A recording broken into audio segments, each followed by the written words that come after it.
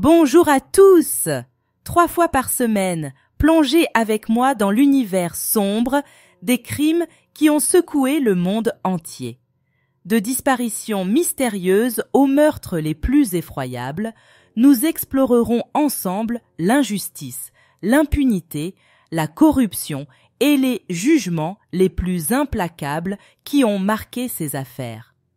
Avant de plonger dans ce récit captivant, je vous invite à vous abonner et à activer la cloche pour ne manquer aucune notification. N'oubliez pas de laisser un like, cela m'aidera énormément à continuer à vous proposer du contenu. Sans plus attendre, plongeons ensemble dans chaque détail de cette affaire criminelle. En 1987, Surjit Kaur n'avait que 16 ans. C'est cette même année que ses parents, Mohinderpal Singh Dhillon et Surinder Kaur, se sont mis en tête de lui trouver un mari. Parce que oui, pourquoi laisser une adolescente vivre sa vie quand on peut la marier au plus vite? Rapidement, ils ont trouvé Sukhdev Singh Atwal, un homme de 26 ans, 10 ans de plus qu'elle. Charmant, non? Le problème, Surjit ne voulait pas se marier. Mais qui se soucie des désirs d'une gamine joyeuse, courageuse et pleine de vie dans une famille traditionnelle? Certainement pas ses parents. Alors, elle a été forcée d'épouser Sukhdev.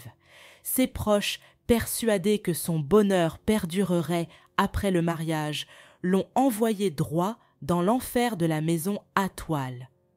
En réalité, à cette époque, dans de nombreux villages en Inde, la vie des filles était tout sauf libre. Surveillance stricte, sorties interdites, mariage précoce, c'était le quotidien. Même si les parents de Surjit vivaient au Royaume-Uni, ils n'avaient pas oublié leurs origines dans un petit village du Punjab. Et voilà comment, à 16 ans, Surjit a été propulsée dans un mariage arrangé. Avant la cérémonie, elle n'avait rencontré Sukhdev et sa famille qu'une seule fois. Une formalité, sans doute. Une fois mariée, Surjit a vite compris que chez les Atwal, une seule personne tirait les ficelles. Bakshan Kaur Atwal, la belle-mère veuve. Cette femme avait le dernier mot sur tout. On ne prenait pas une seule décision sans son approbation, sauf, bien sûr, si cela concernait ses propres enfants.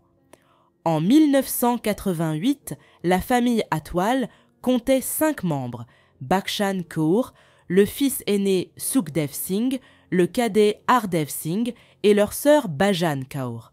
Quand Surjit a rejoint la famille, elle est devenue Surjit Kaur Atwal.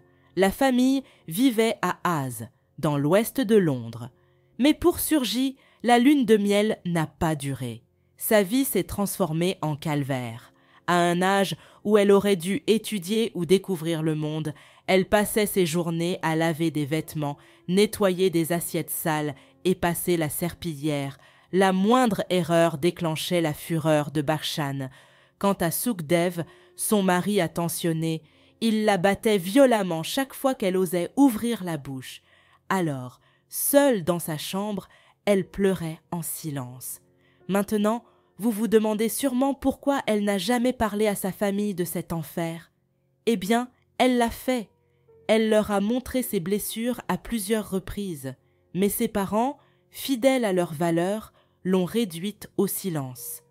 C'est temporaire, ma fille. Sois patiente. Un jour, tu gagneras le cœur de tes beaux-parents. Quelle brillante solution. Pourtant, Surjit, qui avait toujours été si heureuse, n'avait jamais connu un tel chagrin. Les derniers mois dans la maison Atwal ont été les plus sombres de sa courte existence.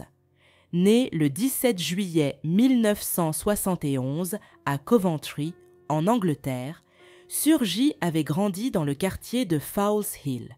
Elle faisait partie d'une famille nombreuse. 3 sœurs, 2 frères. Tous avaient été élevés en Angleterre dans une famille sikh traditionnelle. Une éducation stricte, certes, mais rien ne l'avait préparée à ce qui l'attendait après le mariage. En 1989, le cauchemar familial a pris une nouvelle recrue. Sarbjit, une jeune fille innocente et docile, mariée à Ardev, le beau-frère de Surji.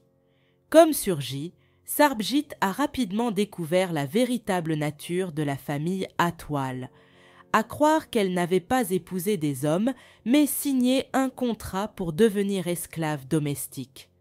Chez les Atwal, c'était simple. Cuisiner, nettoyer, obéir, recommencer. Pas de répit. Batchan, fidèle à sa réputation de despote, les traitait comme des servantes, sans exception. Même lorsqu'en 1991, Surji et Sarbjit sont tombées enceintes, à quelques mois d'intervalle, la grossesse ne leur a pas accordé la moindre pause. Elles ont continué à frotter, balayer et se faire gronder. Même un bébé qui pleure devenait une source de conflit. Imaginez, Batchan se mettait à hurler et exigeait que ses petits-enfants l'appellent maman et non grand-mère. La logique? Inconnue au bataillon.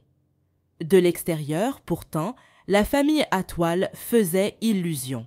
Religieuse, souriante, toujours présente au Gurdwara du quartier, la troupe semblait parfaitement harmonieuse. Mais une fois la porte refermée, les cris reprenaient.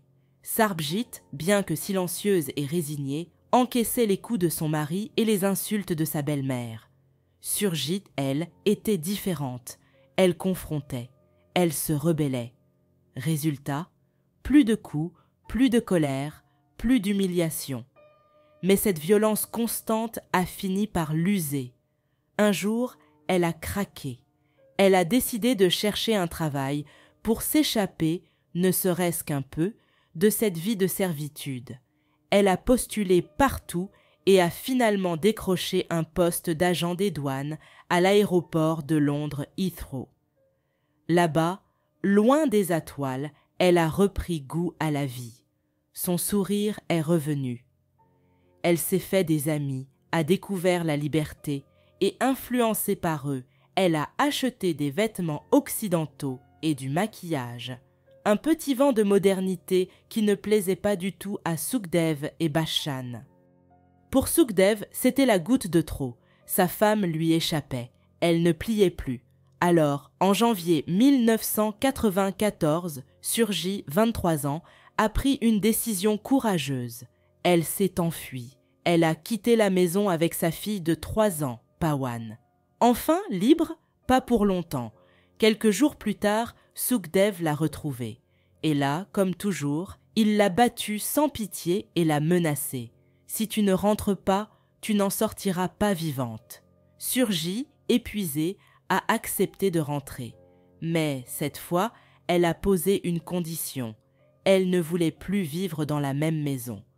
Sukhdev, contre toute attente, a accepté. Peut-être pensait-il calmer le jeu?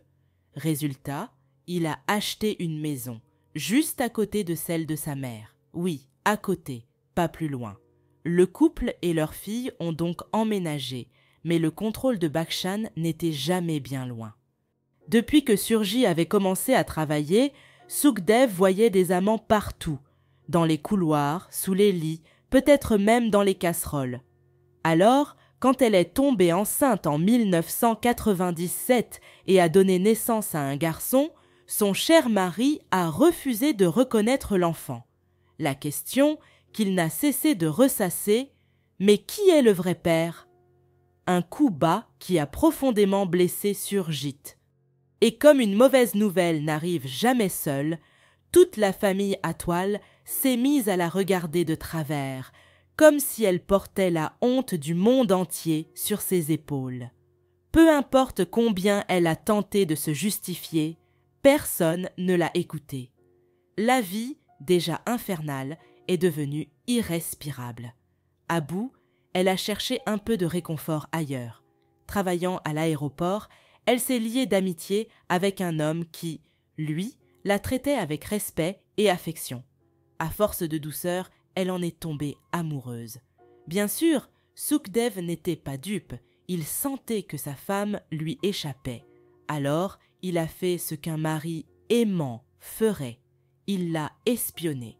Chaque matin, il la suivait. Si elle sortait avec des amis, il la traquait comme un détective de série B. Finalement, il a découvert la liaison et, ni une ni deux, il a tout balancé à sa mère, à son frère et à sa sœur. La sentence familiale est tombée. Surgi était en train de salir leur réputation. Ah, la fameuse honneur familial qui semble toujours peser sur les femmes. Bash-Chan, fidèle à elle-même, a proposé une solution radicale. Elle doit disparaître. J'ai parlé à quelqu'un en Inde qui se chargera d'elle. Plus de Surgi, plus de problèmes.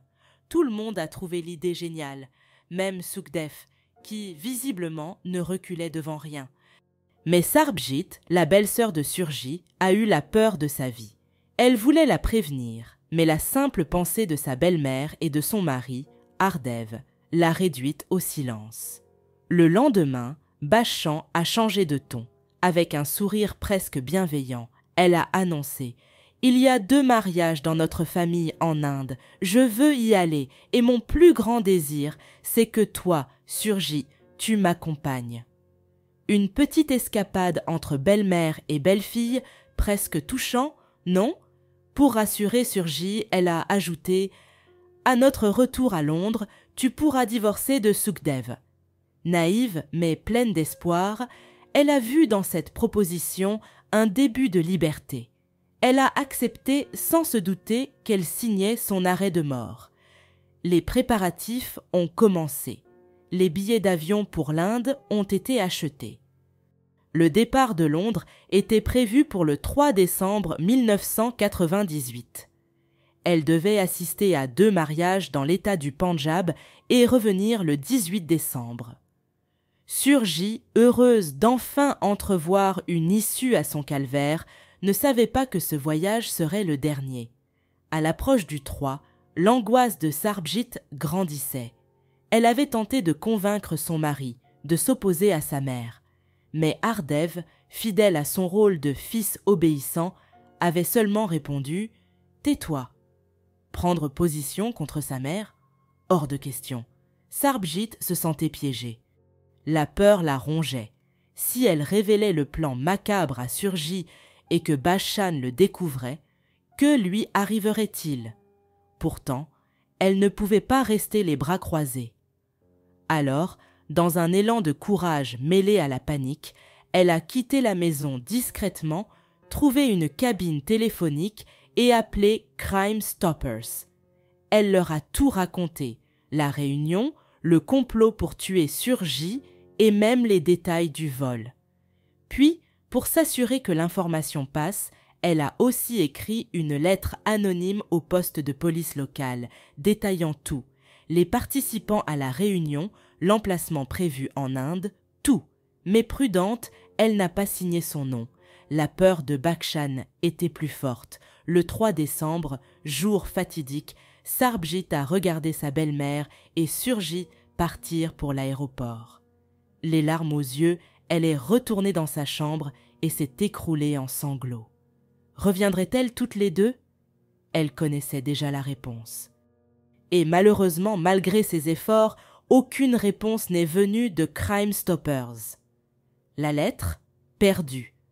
La police? Silencieuse. Peut-être l'ont-ils prise pour une mauvaise plaisanterie, ou alors ils n'avaient juste pas envie de s'embêter avec une lettre anonyme.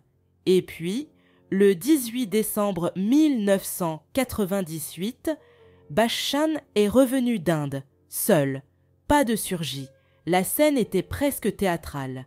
Sarbjit, prise d'un mauvais pressentiment, a demandé où était Surgi. Avec son éternel calme froid, Bachan a répondu « Oh, elle s'amuse tellement au Pendjab qu'elle a décidé d'y rester un peu plus longtemps. » Rien d'anormal, n'est-ce pas? Mais Sarbjit savait. Les jours ont passé, et l'inquiétude a laissé place à la certitude. Lorsque le père de Surjit a appris la nouvelle, il a immédiatement confronté Bachan. La réponse a été aussi absurde qu'effrayante. Surgi a rencontré un homme en Inde. Elle s'est enfuie avec lui, quelque part. Comme si Surgi, mère de 2 enfants, avait brusquement décidé de disparaître pour un amour de vacances. Sukhdev, fidèle à lui-même, a ajouté son grain de sel. « Je lui ai parlé au téléphone. Elle ne veut plus entendre parler de ses enfants. » Un peu trop beau pour être vrai, non? Les parents de Surji et ses frères et sœurs n'en ont pas cru un mot. Le 21 décembre 1998, Jagdish Singh, le frère de Surji, a décidé d'agir. Il s'est rendu à la police métropolitaine et a signalé la disparition de sa sœur. Enfin, l'enquête a commencé. Enfin, une pseudo-enquête, car soyons honnêtes, la police n'a pas vraiment pris l'affaire au sérieux. La famille Atwal, elle, a continué sa petite vie quotidienne comme si de rien n'était. Pendant ce temps, Jagdish et son père n'ont rien lâché. Ils ont harcelé la police, multiplié les visites aux affaires étrangères britanniques et insisté pour que des recherches soient menées en Inde. Mais chaque jour qui passait, l'angoisse grandissait. Qu'était-il arrivé à Surji? Et qu'en était-il de ses enfants? Une seule chose était sûre, la vérité finirait par éclater. En février 1999, Sukhdev, le mari aimant de Surji, a eu la brillante idée de réclamer son assurance-vie de 100 000 livres. Après tout, pourquoi ne pas tirer profit de la disparition de sa femme? Mais voilà, son plan a échoué. Piqué au vif, il a trouvé une autre solution. Il a déposé une demande de divorce au tribunal. Pour éviter que la police ne fouille trop dans ses affaires, il a ressorti la même vieille excuse. Surji s'est enfui avec un autre homme. Cependant, en mai 2000, la police métropolitaine a frappé un grand coup et arrêté 4 membres de la famille Atwal pour complot en vue de tuer Surji. Qui était-il? Bakshan, bien sûr, ses 2 fils, Sukhdev et Hardev, et Sarbjit. Mais après une journée d'interrogatoire, tout ce petit monde a été relâché sans aucune accusation. La police, sceptique, a même soupçonné Sarbjit d'avoir joué un double jeu pour sauver sa peau. Une suspicion qui a profondément blessé Sarbjit, qui, malgré tout, cherchait à obtenir justice pour Surji. Ironie du sort, elle avait risqué sa vie pour aider et voilà qu'on la prenait pour une complice. À la suite de cela, la police a inondé la ville d'affiches affichant la disparition de Surji et offert une récompense de 10 000 livres. Mais les années ont défilé et aucune trace de Surji n'a été trouvée. Sarbjit, de son côté, vivait avec une peur constante dans la maison Atwal. Cette peur a fini par la briser. En 2004, victime d'une crise de panique, elle a été emmenée à l'hôpital. C'est là, entre 2 soins, qu'elle a pris une décision courageuse. Elle devait fuir. À sa sortie, elle s'est rendue directement chez son père, Sewabat, où elle a raconté tout ce qu'elle savait. La réunion, le complot, les visages des coupables. Poussée par son père, elle a fini par aller voir la police pour faire une déclaration officielle. En 2005, l'affaire a été rouverte et l'étau s'est resserré autour des Atwal. Mais cette fois, Sarbjit et son père ont commencé à recevoir des menaces de mort. Un ultime coup de pression qui n'a pas suffi à stopper l'enquête menée par le détective Clive Driscoll. En novembre 2005, la police a enfin arrêté Bakshan, Sukhdev et le mari de Sarbjit, Hardev. L'enquête a révélé l'horreur complète. Après leur arrivée en Inde, Bakshan et Surjit avaient assisté à 2 mariages au Pendjab. Jusque-là, rien d'anormal. Mais quelques jours plus tard, Bakshan avait confié Surjit à son frère Darshan Singh. Prétextant une sortie shopping, Darshan et son complice avaient emmené Surjit en jeep. Lorsque Surjit a eu soif, Darshan, toujours prévenant, lui a offert de l'eau, mélangée à une drogue. Une fois inconsciente, ils l'ont étranglée et jeté son corps dans la rivière Ravi. Les bijoux? Dérobés. Le corps? jamais retrouvée. Le 25 avril 2007, le procès a débuté au tribunal pénal central. Pendant 3 jours, Sarbjit a témoigné courageusement contre Bachchan et Sukhdev. En août 2006, le verdict est tombé. Réclusion à perpétuité pour les deux. Au moment de sa condamnation, Bachchan avait 70 ans, ce qui a fait d'elle l'une des femmes les plus âgées à recevoir une telle peine dans l'histoire criminelle. Après avoir purgé 20 ans de prison, Bachchan Kaur était devenu éligible à une possible libération conditionnelle, tandis que Sukhdev devait, lui, attendre 27 ans derrière les barreaux. Mais en mars 2009, Bachchan, toujours aussi déterminé malgré son âge avancé, a fait appel de sa condamnation et de sa peine. Le tribunal a rejeté son appel contre la condamnation. Ouf! Mais, dans un élan de clémence dû à son âge avancé et sa mauvaise santé, son tarif minimum a été réduit à 15 ans. Résultat, en 2022, Bachchan a été libéré sous caution.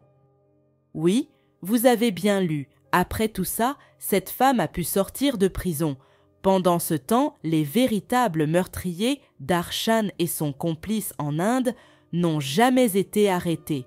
Ils ont disparu dans la nature, libres comme l'air, pendant que Surjit, elle, repose dans une rivière oubliée. De son côté, Sarbjit a enfin pris sa revanche sur la vie. Elle a divorcé de son mari, Ardev, et a déménagé dans un autre endroit avec ses 4 enfants, loin du cauchemar des Atwal. Plus forte que jamais, elle a raconté son épreuve et celle de Surjit dans un livre poignant intitulé « Honte, le meurtre d'honneur qui a choqué la Grande-Bretagne ». Un témoignage brutal, une vérité impossible à effacer. Et pour ceux qui s'inquiètent des enfants de Surjit, après l'arrestation de leur père, les services sociaux ont pris en charge les 2 petits. Une fin moins sombre pour ces innocents qui n'avaient rien demandé. Mais il reste un goût amer. Surjit Kaur, cette femme vive et pleine de courage, s'était offert quelques instants de bonheur. Elle avait souri, elle avait aimé. Même dans ces derniers jours, elle avait profité d'une virée shopping sans se douter que des monstres, cachés sous le masque de l'honneur familial, s'apprêtaient à détruire son sourire pour toujours. Eh bien, chers spectateurs, c'est ici que se termine l'histoire criminelle d'aujourd'hui.